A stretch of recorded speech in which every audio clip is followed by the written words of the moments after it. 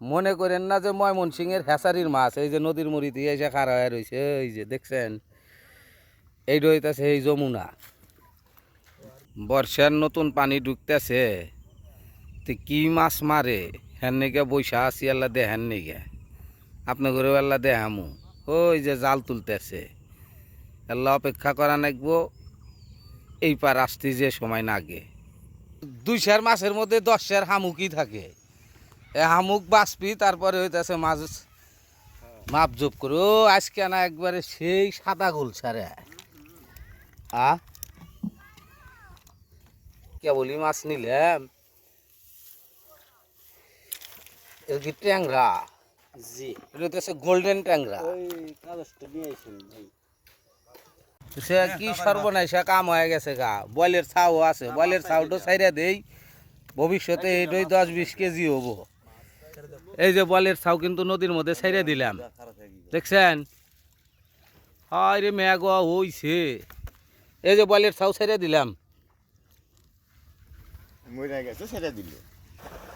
এটা হইতাছে বাকসের বাচ্চা। এই বাকস মাছ মাটিতেও থাকে। শামুকের মধ্যে থেকে মাছ বাছার পরে এই যে মাছের চেহারা এখন দেখেন, দেখছেন? মনে হইতেছে মাখন মাখন। রাম গোলসা চেনেন? এটা হইতেছে রাম গোলসা, আর এটা হইতেছে গোল্ডেন ট্যাংরা। তো ভুল হয়ে গেছে গা, পেটের মধ্যে ডিমও আছে। এই ডিমালা মাছ মারা আসলে তখন ঠিক হয় নাই রে, বুঝছাস? ডিমালা মাছ ছেড়ে দিস। রাম গোলসার অবস্থা, এক গোলসার উপরে 500 টাকার মাছ দাম চাই 800 টাকা, এগুলা ঠিক না, বুঝছাস? ওই দুটো মাছ উপরে দেখাইয়া বাগা দেখাইতেছ। ইসা কি কয়েকটা মাছ কো এ না খালি গুড়া হামুক, গুড়া হামুক দিয়েই বোঝায়। নন্দ হয়ে পড়ছে। ও এর কি সাইতান